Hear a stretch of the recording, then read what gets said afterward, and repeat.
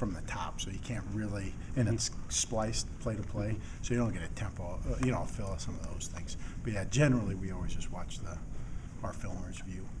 So the kids that shoot it are pretty valuable, or Oh yeah, to they're get somebody that knows what they're doing. Yeah, absolutely. They're kind of closely hired and monitored, to make sure they're reliable and do a good job.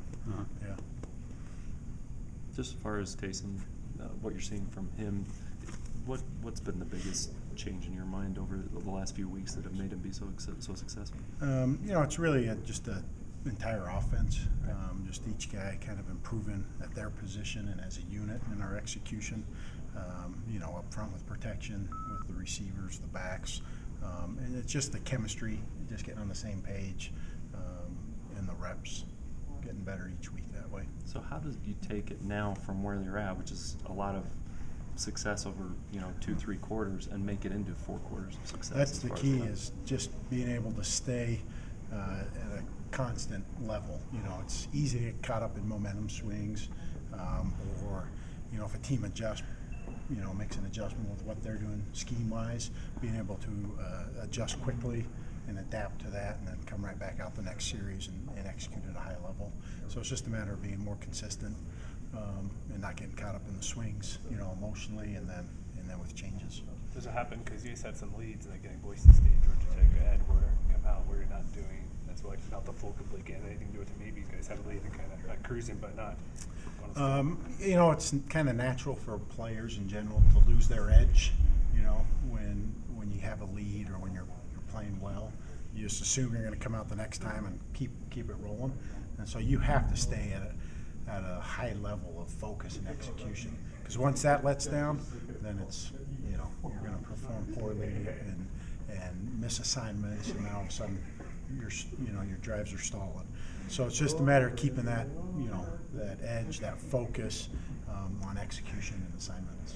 Taysom seems to have the ideal mental makeup to be a quarterback, and to also to go through what he's gone through this season with the improvement in that.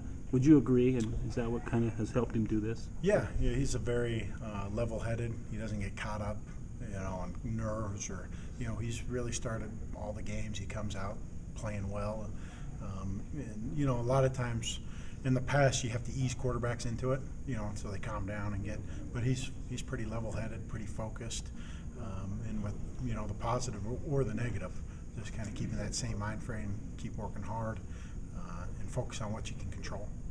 You mentioned cruising with the lead. How much can that be affected by play calling? When you go to a few more runs and maybe being a little bit more conservative to prevent turnovers or things like that, as opposed to going out and really being attacking with the pass game and things like that. How much does that affect that mentality? Well, really you feel like whatever's called, you should be able to execute it and perform it at a high level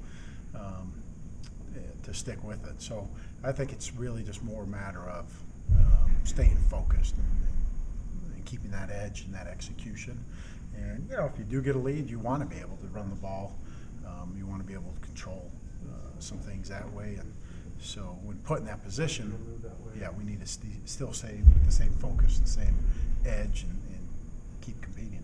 Has he been able to keep the team at the same tempo even when you've gotten ahead, and maybe even though the offense hasn't had the same success sometimes, but has the tempo been consistent throughout the games as far as you've seen? Yeah, generally, unless we get in a situation where we do say, okay, let's huddle up and let's really take the clock all the way down, we've been pretty consistent with staying, at a certain tempo. Some plays do have some checks or some things that are naturally just going to slow it down a second to make sure those are right. But yeah, generally we're able to stay at a good rhythm and push it pretty good. Taysom seemed to be getting a lot more comfortable in the pocket as a pocket passer against Boise State. Talk about the dynamics and the developments there.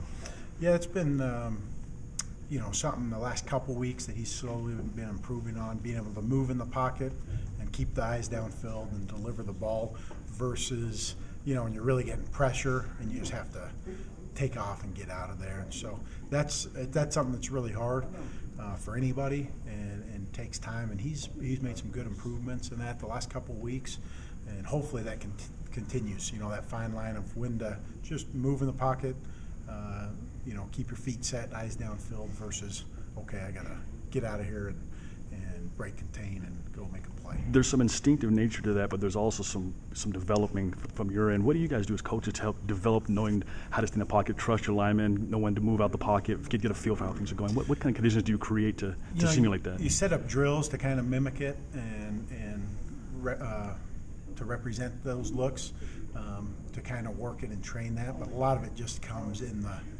heat of the battle, you know, when it is really happening. And it's tough for a quarterback because in practice, you're not live. And so there's always kind of that, you know, instinct, I guess, that you're not going to get hit.